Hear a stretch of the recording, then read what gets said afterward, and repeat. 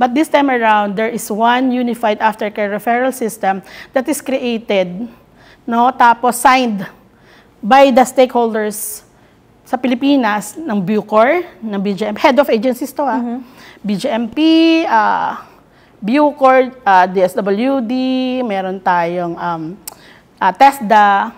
Existing na po to? Yes, at sa amin to ngayon. Operationalize siya, sinimulan ko sa, it was initiated during the time when the NAPOLCOM created one summit. Lumabas na ang corrections pillar talaga, walang unified aftercare referral. Pag lumabas ang mga nakakulong natin, wala.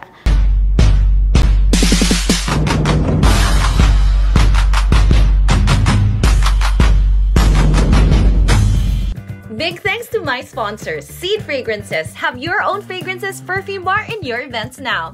Start every day positively with Cobean Coffee. Party trays and packed meals, hot dish. Luvito for my clothes. The best empanadas and Pinoy favorites are from Farina's Ilocos Empanada. For full meaty rice meals, go for Java Meals. Shape White Coffee. For coffee event stalls, Tercy's Beauty Studio Cafe. And of course, thank you to my production house, Summer Sky Productions. Welcome to another eye-opening episode of Columbia Stories. Ngayon, pag-uusapan natin ang parole and probation, isang mahalagang proseso na nagbibigay ng second chances sa ating mga PDLs. We are here with Dr. Janet Espadua, the Regional Head of DOJ's Parole and Probation Administration in Mimaropa. Siyang isa sa mga eksperto when it comes to giving opportunities and second chances to deserving PDLs na makalaya at makapagbagong buhay. So, Dr. Padua, welcome to Columbia Stories! Hello! Magandang araw. Thank you so much.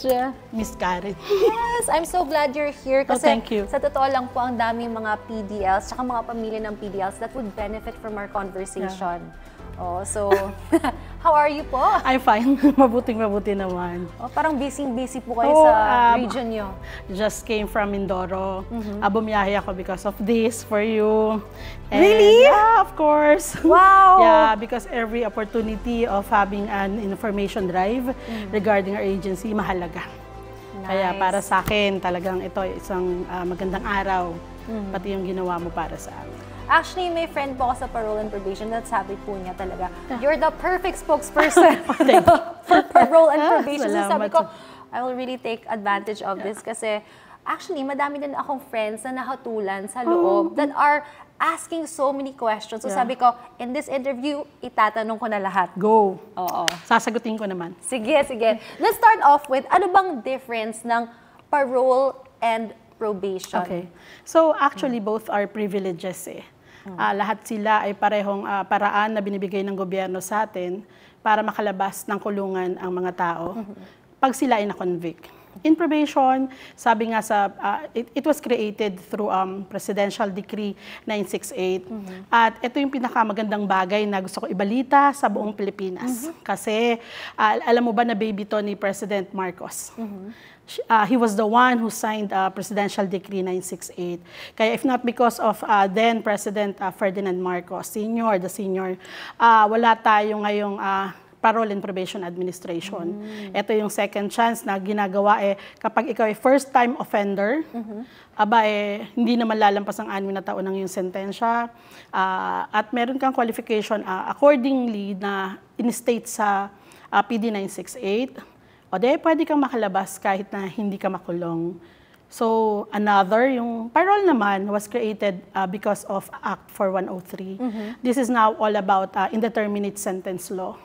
Sa probation, pwede kang makalabas through bail or release on recognizance. Agad, kapag ikaw ay nasentensyahan within 15 days, and pwede yung... you can apply for probation in court. Because kung 6 years lang yung hatol sa'yo, less than, yeah. Kung less than 6 years, pwede ka na mag-apply dito. Yes. And if you have probation, what would you have to do in order for you to finish the 6 years? Although nasa laya ka. Yeah. Hindi naman porke 6 years ito ay 6 years below, ay automatic na 6 years ang iyong probation supervision. Kapag ang sentensya mo is less than 1 year, pwede kang mag-probation supervision ng 2 years. Meaning magre-report ka sa opisina namin, kami ang responsable sa rehabilitation, supervision, monitoring ng lahat ng na-convict na placed under probation. Ito ay ina-apply lamang sa court. Hindi pwedeng kung saan-saan. Kung saan ka na-convict, doon ka lang pwedeng mag-apply ng probation. So, first-time offender, definitely. So, kahit meron kang ibang pending, as long as hindi siya sentensyado, okay lang. Pero kung masentensyahan ka naman ngayon, at hindi lalampas ng 6 na taon, pwede. So, yun yung ganda ng probation. Now, yung parole, it's a different story. Kasi pag sinabi natin indeterminate sentence, yung sentensya na merong minimum or maximum. So, pag na-serve mo na, for example, ang sentensya mo ay 6 years to 12 years. So, kailangan ba makulong ka hanggang 12 years? Oo naman, kapag hindi ka nagpakabait, at saka hindi ka nagpakabait, talagang tuloy-tuloy ka doon. But, if you're good, you have yung binanggit kanina, di ba, na meron tayong good conduct time allowance, etc., and you have served the minimum sentence, then you can apply for parole. So, ang difference nito, ang probation kasi, once na probation ka, it's a suspended sentence. Actually, napakaganda. Alam mo ba, Miss Karen, kapag natapos ka ng supervision period mo, for example, you're given 2 years. Kasi pag lampas kasi ng 1 year yung sentence mo, yun na yung maximum na hanggang 6 years. Pwede. So, magkaiba. Pag less than 1 year, pwedeng hanggang 2 years. Pero pag lumampas ng 1 year ang sentensya mo, 6 years period. And supervision. Irerehab ka, bibigyan ka ng tamang intervention. And the beauty in this is the most beautiful part of being on probation. Hindi naman maganda kasi nakulong ka nga, ay na-convict ka. Pero at least yung chance, alam mo ba na yung criminal liability mo ay ma-abolish and you can be a new creation. What do you mean by that? Pag gumawa ka ng record mo, meron ka, hindi ka no pending case, and you can be, your integrity, you're really like a new creation. Kasi kapag ikaw ay na-convict ng more than 6 years, ang remedy mo doon, executive clemency from the president. So, para mawala yung mga criminal liability mo, kailangang absolute pardon from the president.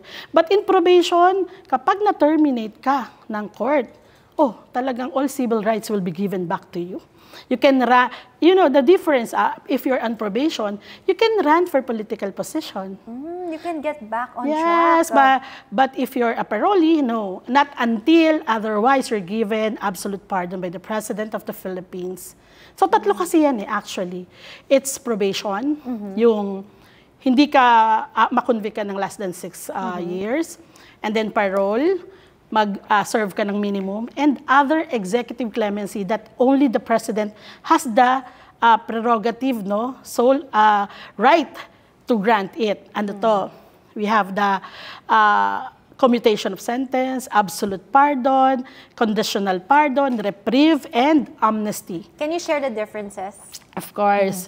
So when we talk about executive clemency, it is the sole power, as I've said, of the President. Pag sinabi nating conditional pardon, of course, there's a condition. Papatawarin ka, pero may kondisyon. Kapag yun ay conditional pardon, dadaan ka sa amin. Okay, partial extinguishment of criminal liability. Partial. Dahil magsaserve ka pa rin Okay. Pero yung sinabi nyo kanina, yung clemency, sino po nag-endorse kay President nun? Of course, it's the Board of Pardons and Parole. Isa pa yun. Pagka-parole, it is the discretion and the decision of the Board of Pardons and Parole. Pero pagdating naman sa executive clemency, yung sinabi ko sa yung 5 kanina, it's the President. But the one who facilitates it is the agency of the Board of Pardons and Parole. Pero, kasi yan ay probation, parole, or conditional pardon, sa amin ang investigasyon yan. Pero kunyari ako po, na-convict ako, medyo mahaba-haba po, dapat for parole siya, pero gusto ko executive clemency para I can run again for politics, and also at the same time, wala po akong any records.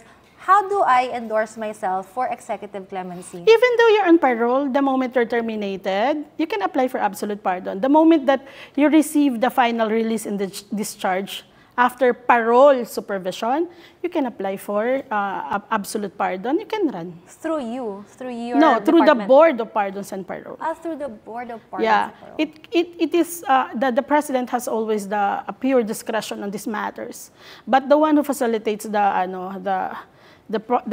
processes, the one who processes the papers is the Board of Pardons and Parole. Sa kanila yon. Sa amin, kami yung recommendatory and all. Pag pinaimbestigahan sa amin ng court, probation, we will work on it. Pag pinaimbestigahan sa amin yung parole, we will work on it. Pati executive clemency, pag inutusan kami ng presidente, we will work on it. Hindi kami pwedeng gumalaw nang walang referral from them. It's a violation. Kami pwedeng gumalaw kasi and we are only recommendatory. Yan siya. But the rehabilitation of these people, the person, all these people, when they're applying for probation, parole, and executive clemency, they are called petitioners. But once you are placed under probation, probationer. Placed under parole, parolee. Placed under pardon, conditional pardoning. All of these, we call them clients. Hindi namin tatawa, ay, pardonili ka nga. Ikaw, parolee, o probationer, client. Asan yung client mo? So, ibig sabihin nun, habang hindi pa na-resolve yun, they are called those terms. Yeah, even though, after yung maano sila, mag-grant, client naman talaga. Pero while applying, definitely petitioners. Kaya lang yun, while under our jurisdiction, nag-iimbestiga kami, naglalahat kami, yun ang tawag namin sa kanila, client, para naman hindi kami, wala namang stigma sa kanila ng pagiging yung convicted na mga tao. Doc Janet, paano kapag na-deny ka bigla? Pag na-deny, because there are legal disqualifications. Sa probation, ang legal disqualifications, syempre pag sobra ka ng 6 na taon, 6 years and 1 day. 1 day matters. Malungkot, pero pag nilagyan ng korte ng 1 day yung sentensya mo, wala kang probation. Ano nga ba yung 1 day? Alam mo, bilang former PDL, yung 1 day kinakakatakutan niya ng mga prisoners. Kasi yung 1 day is very subjective. Yan ang hindi na namin maka-question sa court. Kasi as I've said, kami tumatanggap lang ng referral investigation order from the court. And yung battle nila, bakit yun ang naging sentensya, labas na kami doon. So the moment that we receive the document, you are required to conduct investigation. Kasi 3 utos sa amin yan Conduct post-sentence investigation. Here in the Philippines, atin is post-sentence. Tapos ka ng sentensyahan. In America and other places, pre-sentence. Bago pa lang sila masentensyahan, tinitignan na kung pwede na sila mag-probation, etc. Pati yung mga court. It's because their data are accurate. Diba, remember, pag SS lang, alam na buong, kung may record ka. Here in the Philippines, mahirap. Kaya kami manual kaming nag-iimbestiga, tinitignan namin yung kaso. Kasi once na ni-refer sa amin, hindi ganun kadali na porke nag-apply ka, it's an absolute or definitely you will be placed under probation. There are several qualifications. We have to conduct background investigation. Kung siya ay tumira ng Cebu, ng Palawan, at nag-aral sa ganito, lahat yun ay aalamin namin. Iikutin niyo buong po yun. Pilipinas. We have offices nationwide. Every city in the Philippines, there's parole and probation administration. Meron po bang law or ruling na dapat ito lang yung duration of time na you will investigate and be able to give out an answer already, if it's denied or it's approved? Yes, there is. What's the duration dapat? In PD 968, it's 60 days. Oh, 60 days. And for your information, namamatay na rin ang ibang probation officer natin sa hirap. Kasi nangyayari na 1:400, 1:300. And you have to investigate them within 60 days. That's impossible. Kaya yung mga iba talaga, mga regions namin, talagang and to think, isang opisina, humahawak siya ng 1,000 kaso, pero 2 lang sila. So, yun yung nagiging natin, yun ang nagiging dilemma or talagang challenge sa amin. Pero, we probation officers, we're always on the go.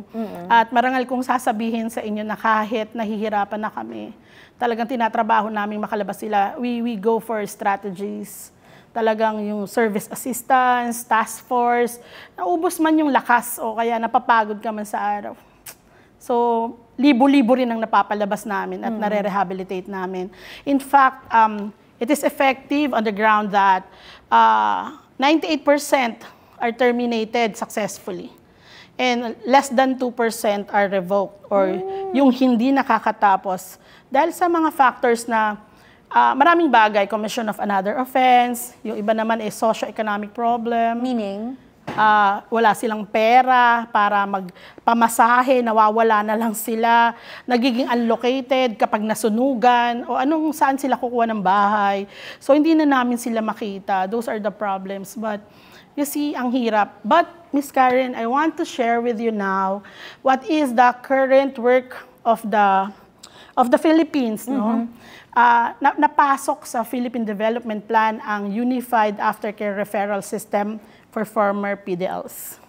Dati, tayo sa Pilipinas actually, kahit itanong mo, hindi na alam kapag nakalabas na yung tao sa kulungan, hindi mo na alam kung nasaan. So ang problema, pag lumabas, di mo na alam kung nasaan siya pupunta. In fact, hihingi yan ng tulong sa DSWD, hihingi ng tulong kung saan LGU, gagawin niya yun di ba?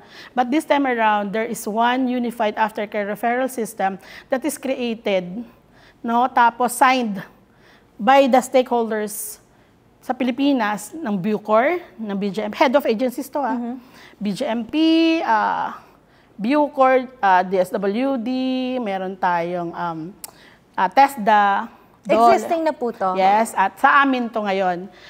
Operationalize siya, sinimulan ko sa, it was initiated during the time when the NAPOLCOM created one summit.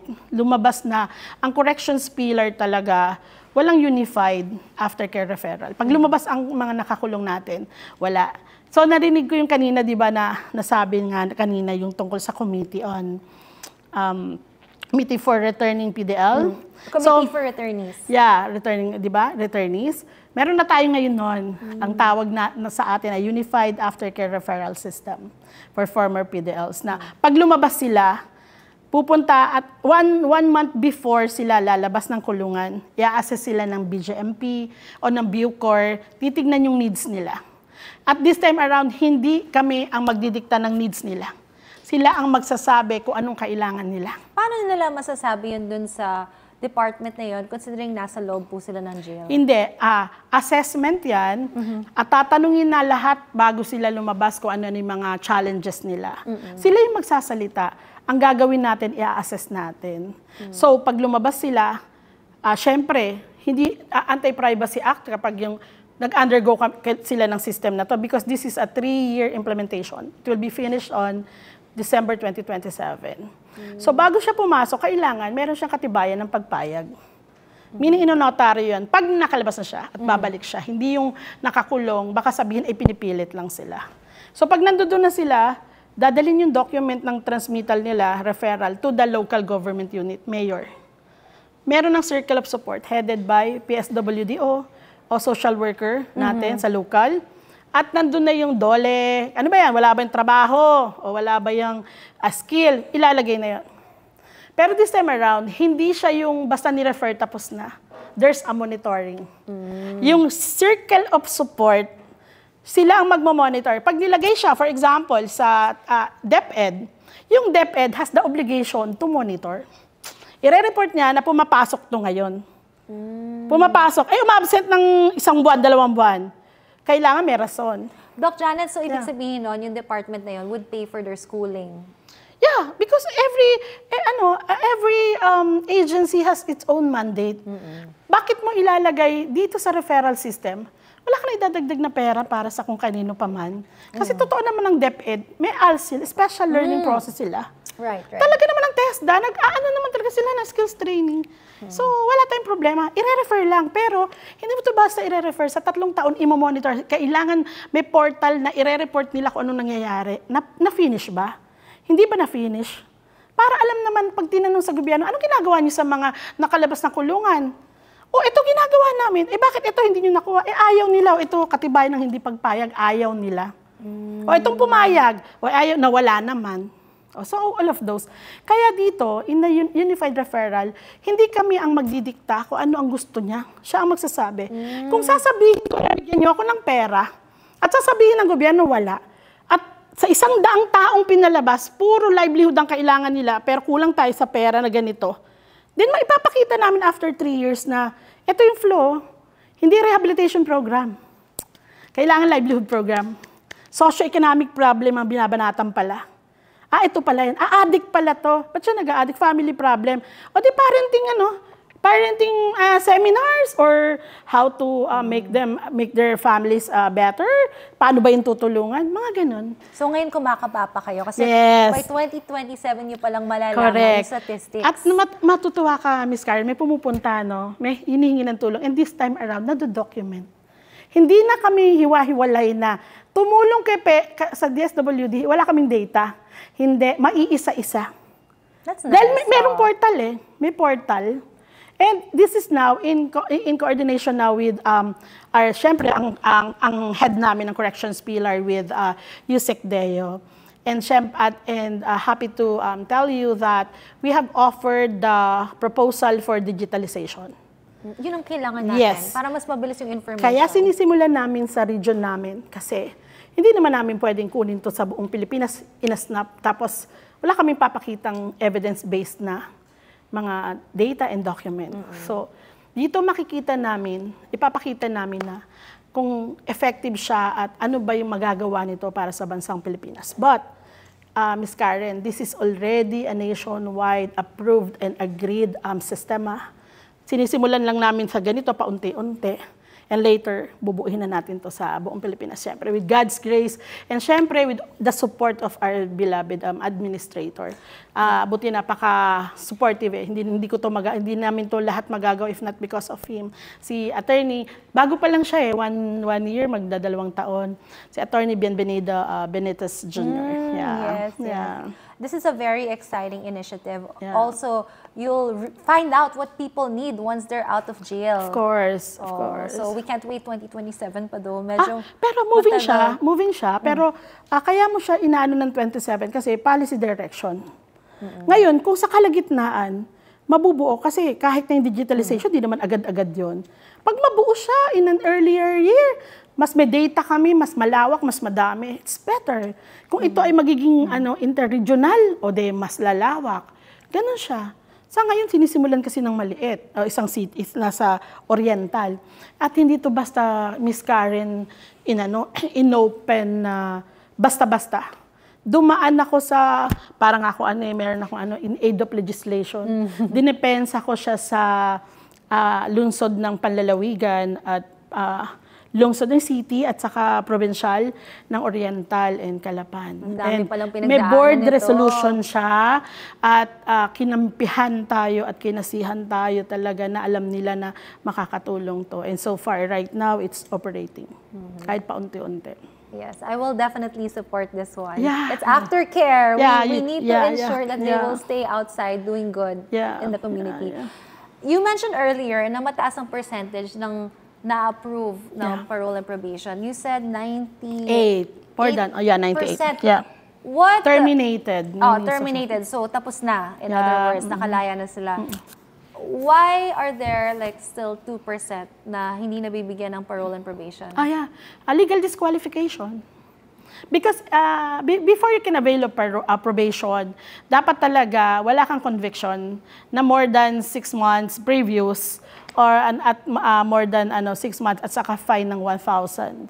If it exceeds, then hindi ka pwede pag nagkaroon ka ng bagong kaso. So it's legal disqualification. Basta may kaso ka before, hindi ka na pwede mag-parole and probation. Yun yung ruling. Hindi. Ang parole, kahit na may dati kang kaso, it's all right. Basta wala kang pending. Pero ang probation, dapat talagang wala kang previous conviction na more than na fine na 1,000 at 6 months imprisonment. Yun ang diferensya nila. Pag may previous conviction yung parole, pwede. Alright. Pwede. Reclusion perpetua, nabibigyan ba yan? Iba naman yun. Executive clemency na yun. Remember I told you a while ago, there are 3 ways on how to get out from prison. We have probation, we have parole, and executive clemency. Probation, order from the court. Doon ka mag-a-apply. Parole sa Board of Pardons and Parole. It's an extension office of the Department of Justice. Meron silang chairman of the board at si Secretary Remulla ang magde-designate doon kung ano.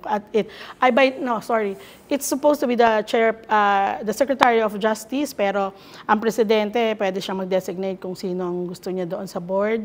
At with Secretary Remulla. At composition niya talaga merong mga judge, merong ex-officio member ang administrator namin. Sila ang nagdidesisyon ng parole. Makulong ka muna ng minimum. And we have the executive clemency, ito yung conditional pardon, absolute pardon, yung reprieve yung papatayin ka na lang dahil, ano ba tawag dito?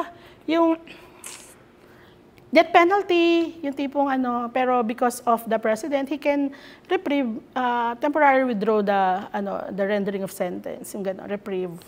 And amnesty, ito yung pagpapatawad sa mga political offenders, diba? Then, yung conditional pardon, dapat, ito naman yung mag-serve ka naman yung nung maximum period, yung one half of the maximum period, diba? Minimum and maximum.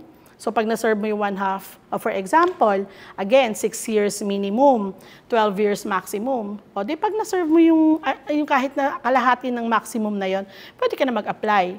But remember, these are all privileges. What if you get rejected? Can you apply again? But when you are denied on some grounds, okay lang naman. Kung magkakaroon ka ulit ng panibagong kaso, No, for the same case? No. Oh, you cannot If anymore. It's not appealable. Oh. Alam mo, this is the thing about probation. Once you appealed, hindi ka na pwedeng mag-apply ng probation. Mamili ka, mag-a-appeal ka lang o mag-a-apply ka ng probation. Kasi, di ba, when you want to be rehabilitated, you will accept that you have committed a mistake. Kaya aminin mo. Ngayon, kailan ka pwedeng mag-apply ng probation kahit na ikaw ay nag-appeal? Pag yung sentence lang. Pero yung crime, hindi mo dapat i-apila. Halimbawa, over yung sentence sa'yo, parang, bakit naman naging 10 taon? Para i-shorten. Ngayon, kung magiging 6 years yon, probationable ka na. Pero mauuna ang appeal. Dapat appeal muna yung ginagawa mo. Pag nag-appeal ka, dapat sentence lang. Pag sinabay mo siya, you appealed for both, disqualified ka na to apply for probation. Doc Janet, this is a personal question. Yeah. Kasi I know some people, they actually have their appeal ongoing ngayon. Yeah. So they're waging. Nag-appeal na sila ngayon or pwede bang tanggalin na nila yung appeal para diretso na sila sa parole? Ay, yung mga bagay na hindi ko kasi masasabi. Kasi remember, kapag nasa trial na, hindi ko naman alam kung paano at ano yung mga crimes nila. Kung yan ba ay pwede bang i-atras pa o pwede pa ba silang umamin. Kasi hindi naman porke umamin ka ay makukuha mo yung 6 years na imprisonment. So dapat from the beginning, alam mo yung tinatawag na plea bargaining. Na pwede kang heinous crime? Hindi. Ang heinous crime is not for probation. Parole? Hindi siya. Pwede, depende kasi. Ang heinous crime, hindi ka pwede mag-parole. Executive clemency ka lang doon.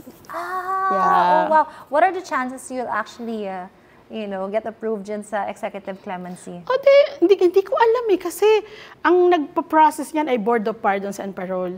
Kami ay gumagalaw lang whenever there's a referral for investigation for whatever cause.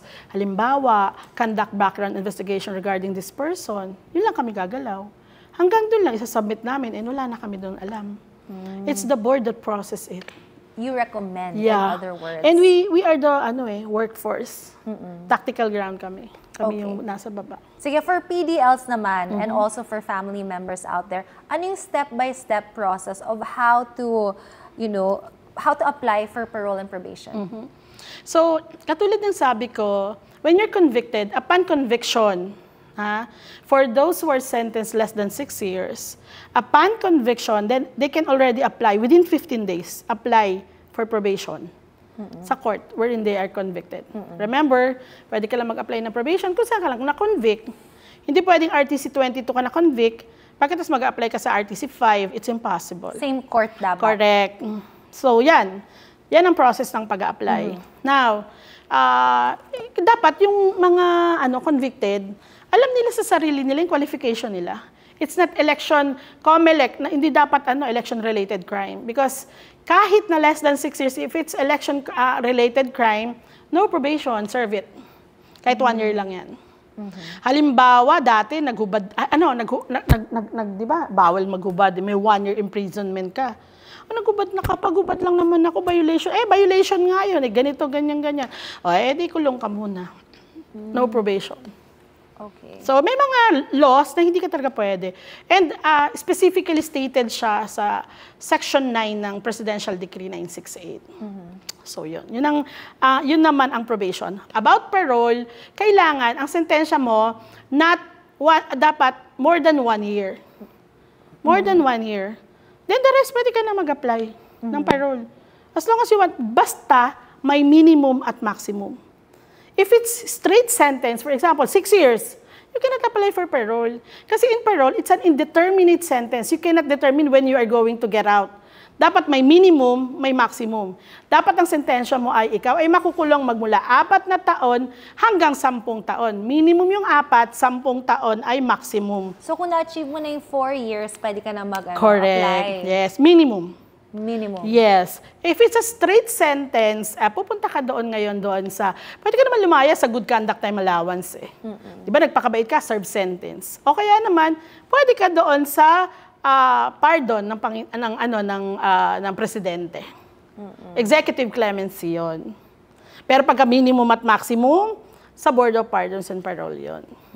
Doc Janet, may narinig ako, pwede ka nang mag-parole and probation pag 1/3 ka na ng sentence mo. Yun yung sinasabing parole.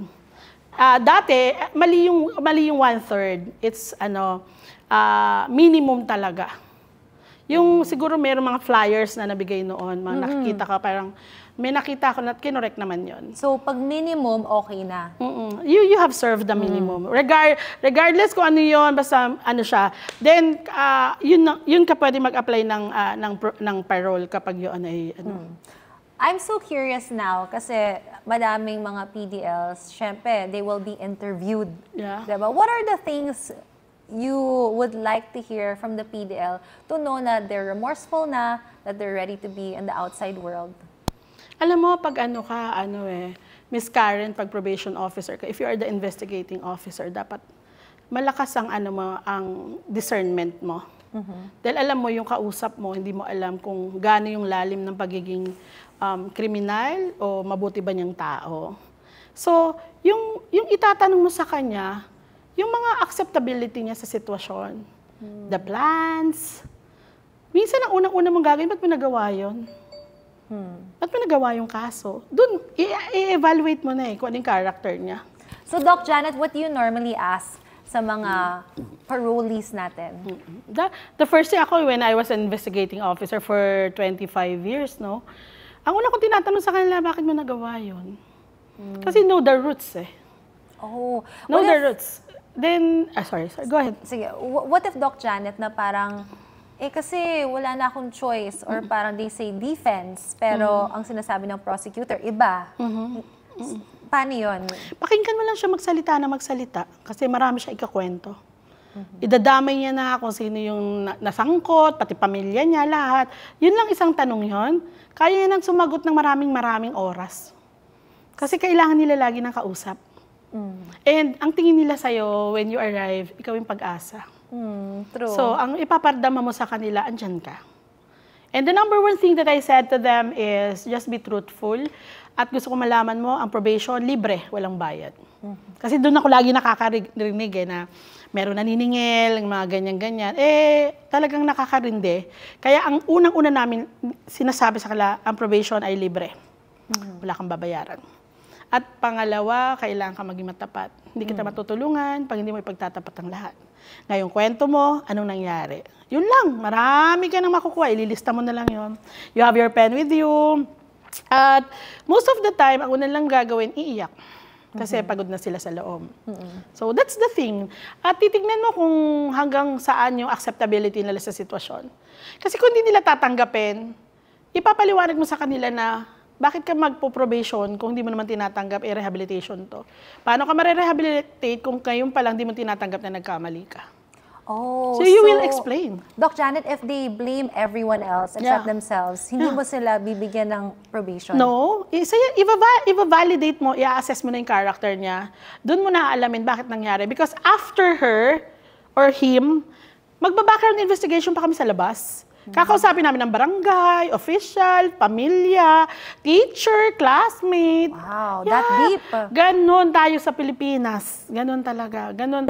Kaya kami mga probation officer, talaga makikita mo, sanay kami sa squatters area, mayroong silya, walang silya, may pagkain sa wala. And gusto ko malaman mo, Miss Karen, kung gaano parang heroic ang mga taga Mimaropa. We are unique. Napakaunti ng ng tao namin, 17 people investigating all over Mimaropa. Ang isang opisina, 2, kanya ang El Nido, Coron, Busuanga. Daming 22 clients. hours na biyahe at libo na mga kaso. Tumatawid ng dagat, tumatawid ng... grabe, amin pa, ang unique kami kasi nasa amin ang Iwahig Penal Colony. Let's talk about nasa that later. amin din ang Sablayan Prison Farm. So, 2 penal colony ang nasa amin. Kaya talagang unique kasi ang bigat ng mga, dito may mga executive clemency and parole talaga. Malaki ang namin, obligasyon. Pero, yung mga probation officer namin, nung pumunta kasi taga Manila ako Doon lang ako naka-assign. So magtatatlong taon. Ang unang-una ko nakita sa kanila yung silence nila. Inisa-isa ko yung mga opisina. Nagugulantang ako. Grabe yung mga bangka na sinasakyan namin. Can you imagine, Miss Karen, sasakay ka na ba ng bangka na 5 hours na ang tunog, brrrr, ganon? Kaya may nabingi sa amin. Sabi ko, ba't hindi ka nagsasalita? Para sana na. Kaya ang ginawa kong technique, wala kaming office ng Coron. I talked to the mayor and he gave us an office space. Tapos ang mga hinahire ko, yung taga dun na. Parang hindi na bumabiyahe. Can you imagine from Calapan, magbabiyahe ng Marinduque, magta-travel siya ng 8 hours. So Doc Janet, you can't do this through Zoom, like interviews online? Kailangan in person talaga? Dapat makita mo yung lugar na talaga existing yung barangay niya. And you will ask the barangay kung acceptable siya. Because that's the best, magpapakawala ka ng convicted na tao. What if hindi siya kilala ng barangay niya? Ay, you make a way. Kailangan ko, hindi naman siya kawalan kung hindi siya kilala ng barangay basta ba wala kang record nationwide. Kasi meron pa rin kaming records checking ng mga ng mga kanilang mga records kung sila sa NBI, sa courts, lahat. Hindi lang naman yung background investigation. At hindi yun magiging negative part sa buhay niya kung hindi siya kilala ng barangay, kung hindi na siya doon nakatira. Babalikan mo ulit yung tao. Saan ka ba nakatira dati? Doon mo makikita nagsisinungaling lang siya. Hindi pala siya doon natira. So, pag sinabi niya tumira po talaga ako, ang totoo niyan sa Palawan, tumira po talaga ako sa El Nido, ay lahat na yan. Pa-imbestiga na kami. May mga tao na kami. May opisina kami doon. So what if they lied initially? How would you... That's it. Because in probation, in Section 8, there is what we call yung suitability. Pwede mo siyang i-deny kung alam mo na magagawa na naman siya ng panibagong kasalanan o mas bagay sa kanyang nakakulong kaysa nakalabas. Baka naman recidivist na siya. May mga ground naman na pwede mo siya kahit na yung record niya ay malinis pero ngayon pa lang sinungaling na, notorious na. Then we have the prerogative para ng denial. And is it a factor na dapat talaga may bahay siyang mauuwian? Of course, dapat. That's a big factor. Yes, that's a big factor. Kasi how can you conduct supervision? Saan mo siya pupuntahan? O di pa, paano mawawala lang siya? Kaya ang gagawin is to talk to somebody in the barangay. Para kasi sila, pwede naman kami, we have volunteer probation assistants. So even in that area, kung may BPA na pwede sa kanya mag-take care, di okay na rin. Ginagawan pa rin namin ng paraan. Hindi namin ginagawang dahilan na porque walang bahay. Kasalanan ba niya kung wala siyang bahay? Makulong ka ba naman ng ilang taon? So, hindi ka na connected sa family mo sometimes. Alam mo talaga, ang Parole and Probation Administration, people-oriented siya. Talagang ang namin is tao na lahat ng napupunta sa amin, naniniwala kami. Lagi may pag-asang magbago. Ganon yung heart namin. Hindi yung pagtingin namin sa kanila ay maximum security risk prisoner. Hindi ganun ang tingin namin sa kanila. Ang tingin namin agad sa kanila, hindi muna sila sinungaling, mabuti muna sila. Teka lang, pag-ingatan mo lang. Kasi pag nag-imbestiga naman kami, matikas kami mag-imbestiga. Alam mo, lahat ng record niya, background, talagang pupuntahan namin sa ground. So pagbalik namin sa kanila, iba na kami. Hindi na kami naniniwala, may duda ka na. So, patunayan nila na hindi sila talaga sinungaling. So, very, yung heart nyo is to release them. Yeah. That's the initial thing that you would like to do for Ang the PDLs. exact doon, Miss Karen, restoring lives talaga. Redeeming lives talaga. Redeeming and restoring lives. Yeah. Sad na lang kung sinungaling kayo, diba? Kasi, you will lose the confidence of parole. Ang usual naman na nagsisinungaling yung mga magagaling na kriminal. Yung palabas-labas na, nag-iiba ng pangalan, yung manipulative, yung mga estapadora, yung talagang yun ang mga alam mo, dati, okay kami sa yung tao namin. Marami man kami hinahawakan, pero hindi. Nung yung Estepona case, there is one crime na kinumit na Estepona, tapos nag-plea bargain siya. Pero hindi siya pinayagan sa lower court, pero sa Supreme Court, pinayagan siya mag-plea bargain. Unang bagsak sa amin, alam ko noon dahil ako ang special assistant ng administrator, ng head ng agency. 30,000 agad. Baba ang nakalabas noon. So grabe ang decongestion noon. Wow. Ang problema, yung probation officer namin, hindi naman nadagdagan. So yun ang hinihiling namin na madagdagan yung tao namin. Sa lahat, kahit na sa amin sa Mimaropa, sa buong Pilipinas. Pero alam ko naman, hindi lang naman kami ang hirap sa tao. Buong Pilipinas naman talaga. Kasi hindi naman natin controlled yung pagdami ng kliyente at nako-convict. So, binadgetan mo ng ganito. Paano bumugso siya ng 30,000 plus pa sa susunod na taon? Iba na budget nun. So, mag-underman na naman kayo, insufficient fund na naman. So, yun yung challenge. Pero nabubuhay pa naman. So, kulang pala kayo sa tao. Of course. Pero nag-request naman na kami at tinatrabaho naman ng ni SOJ. Si SOJ Remulla is very helpful. Alam mo bibo yung aming secretary. Talagang inaayos niya kasi kahit nga yung budget namin, talagang combined sila ni administrator bien. Ngayon lang kami nadagdagan agad bigla ng 200 million, yung mga ganoon na nadagdag sa rehabilitation program. Yung mga wala kami office sa mga region, nakapagpatayo ng ilang opisina. Oh, wow. Because of that. Because of them. Ngayon lang sa administrasyon ni Presidente PBBM. So hopefully mas maraming makauwi. Yes, and we're praying. We're praying. Doc Janet, when it comes to mga victims na mga convicted ones, like how do you wage? May factor ba na kunyari yung pamilya ng victim, wag mo palayain yan? Or hindi pa kami nakaka-forgive, so please don't release this person. Do you listen to those people? Or hindi? Iba na, labas na sila doon? Alam mo, sa amin, parte ng investigation namin, mandatory, na i-notify ang victim, mag-comment siya, lahat. Bakit? Para maiparating namin sa court. Kasi kami, sabi ko sa inyo, recommendatory. Ilalagay namin yan lahat sa post-sentence investigation report na isasubmit namin sa court, the tool that is being used by the judge, para lahat siyang mag-evaluate. We will recommend, halimbawa, for example, grant. Pero sasabihin namin yung opposition ng biktima.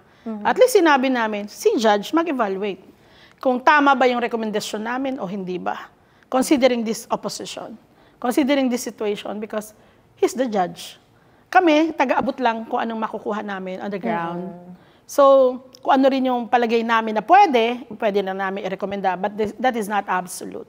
So, when it's granted, despite the opposition of the victim, it no longer lies on our control.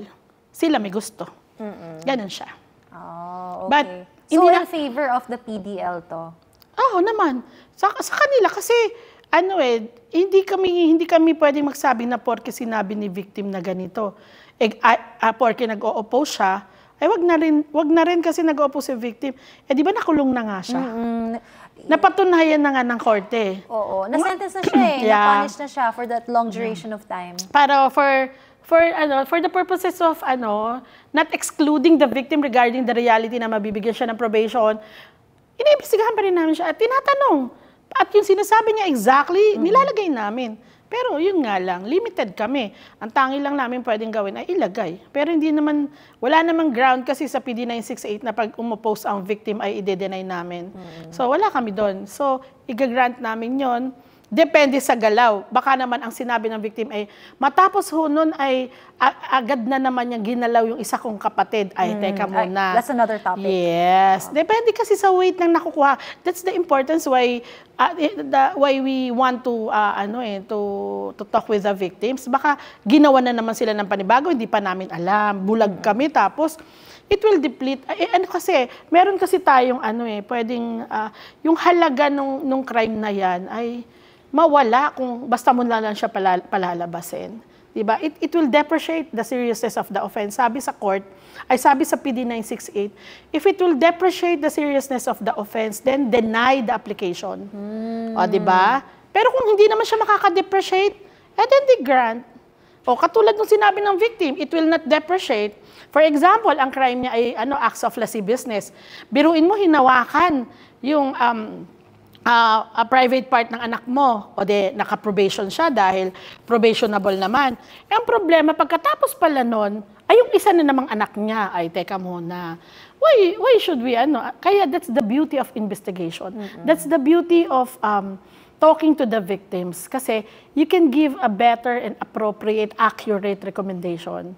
Biruin mo, magpapalabas ka. Mahalaga kasi sa amin na hindi, while the welfare of the clients are important, the security of the community is the priority.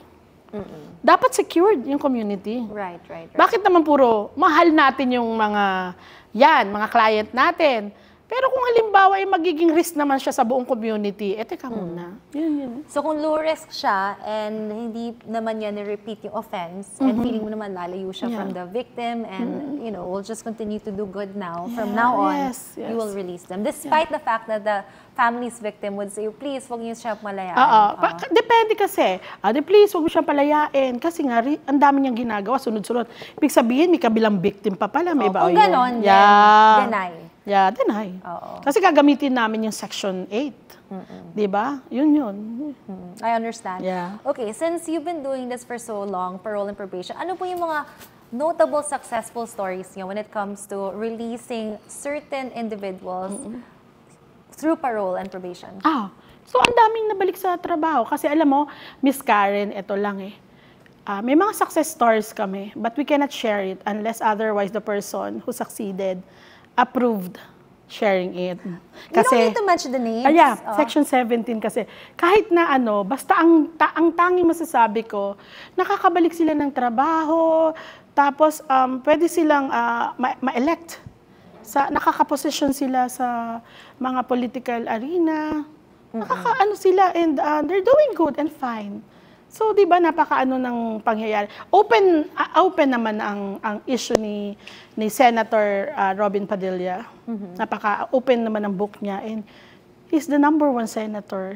Di ba? So, napakaganda example dahil napakaganda rin ng buhay na napuntahan niya. So, maraming mga tao na nagdaan ng probation and parole na may-ari na sila ng mga malalaking kumpanya, nakapagpatapos ng mga anak, at talagang na-hire sila sa magagandang trabaho.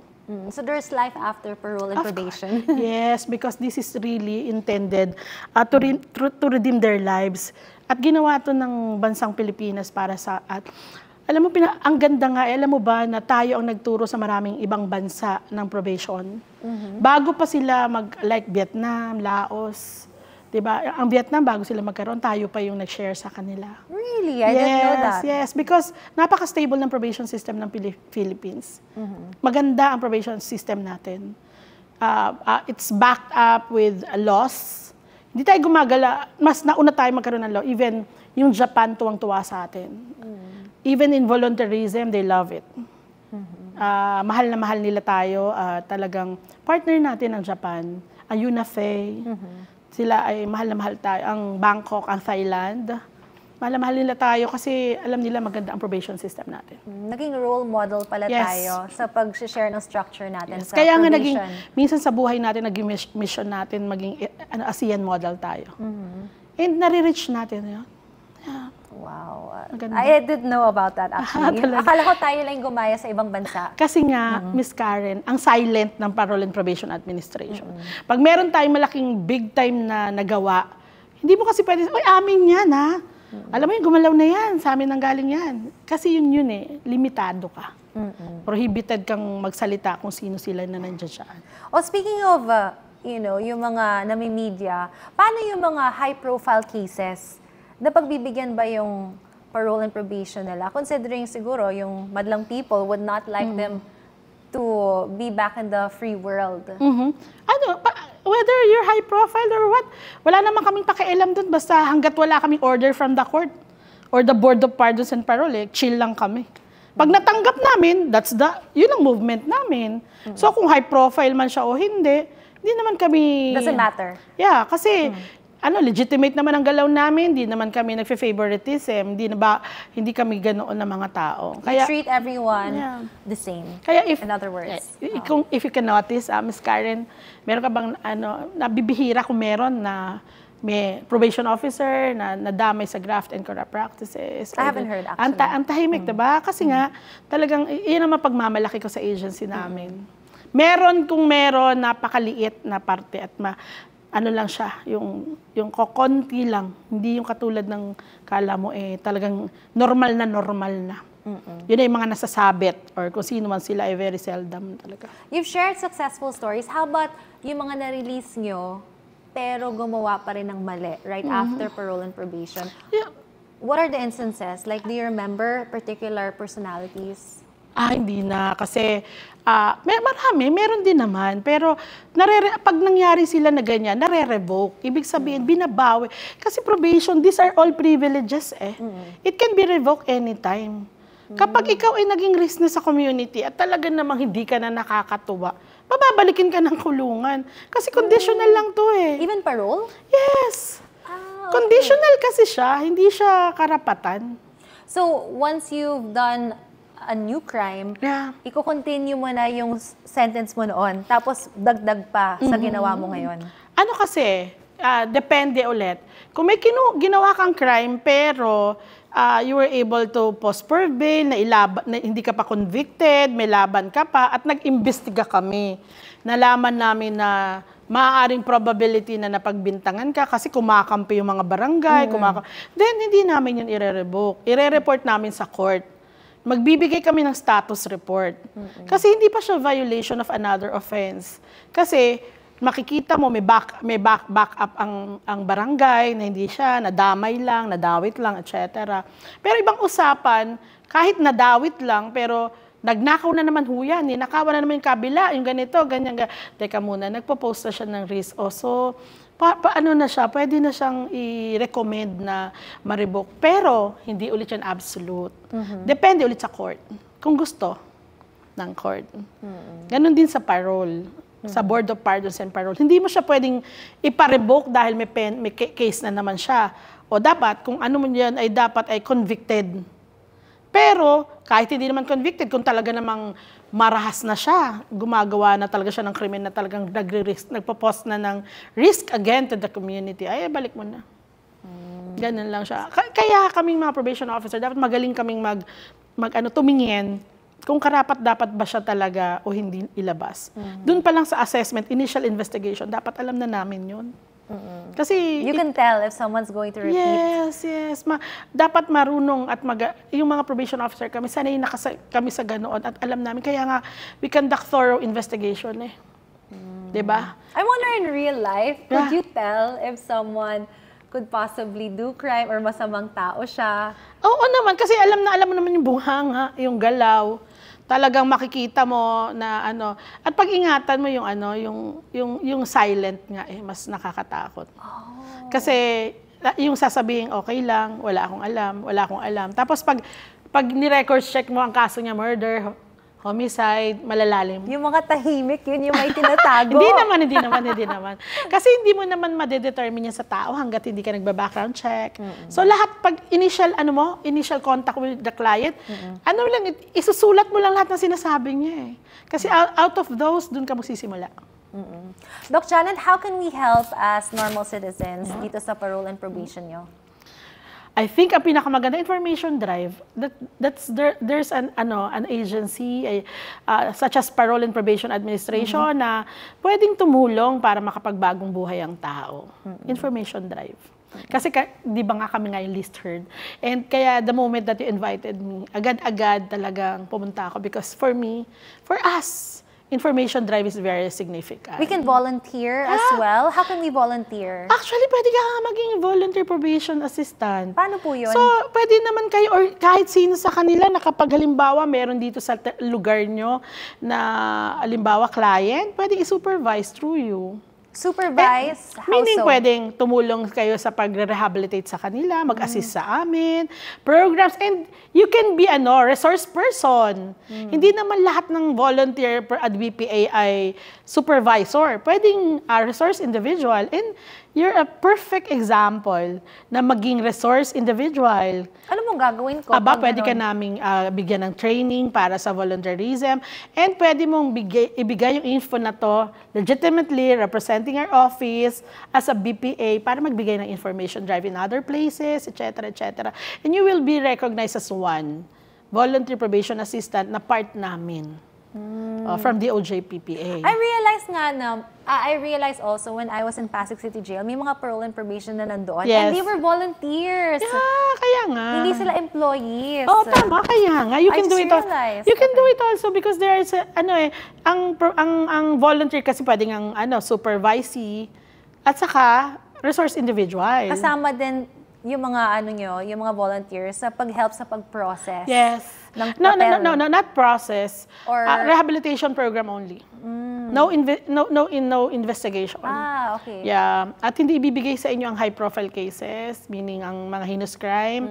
Dapat mga light offenses na pwedeng i-supervise pero kung ikaw ay resource individual, of course, pwede ka mag-info drive for anybody. Kahit na heinous pa yung mga kliyente na or kahit nasaan pa media or what, at least you're representing the agency. So magandang-maganda. And with volunteers, of course, your job will be a lot easier. Kasi now you have a lot of people working for you guys, diba? Yeah. Tapos in barangay, if they're barangay officials and they became a volunteer probation assistant, mas mabilis kasi sa kanila nagre-report yung mga tao namin. Lalo na yung sa amin, biruin mo naman kung nakatira ka ang opisina ay Puerto Princesa at Coron, paano mo naman gagawin yun? Na 22 hours, pag nagbangka ka, 20 hours, my God. O tapos nasa El Nido, babiyahe ka ng, halimbawa, 6 hours. So, paano yun? So, pag nag-Brooks Point ka pa, di pa paano na mas malayo. So, BPAs are help.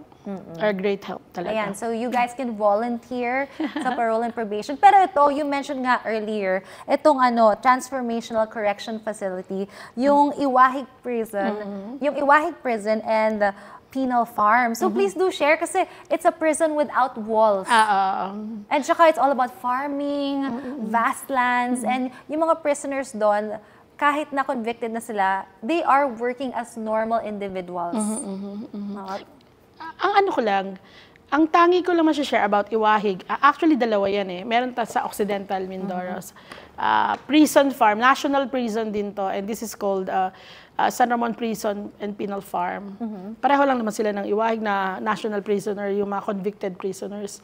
So kami, wala kaming access or wala kaming trabaho na ginagawa sa loob ng Iwahig. Nakita namin sila at ano ang coordination namin. Kasi lahat ng mga nandoon na convicted who may be qualified for parole and executive clemency, yon ang galaw namin. So, doon kami pumapasok sa loob ng kulungan para interviewin sila kung pwede na silang makalabas. And we submit their papers to the Board of Pardons and Parole. So, ganon. So, talagang pag pumasok ka doon, talagang tinawag siyang prison without walls kasi makikita wala siyang rehas. Kasi nga talagang maluwag yung lugar, kung paano. Ang nakita ko sa kanila doon kasi wala siyang mga puno kung titignan mo, di ba? Ang unti lang. Tapos, ang ano nila talaga ay yun nga, yung mag-farm.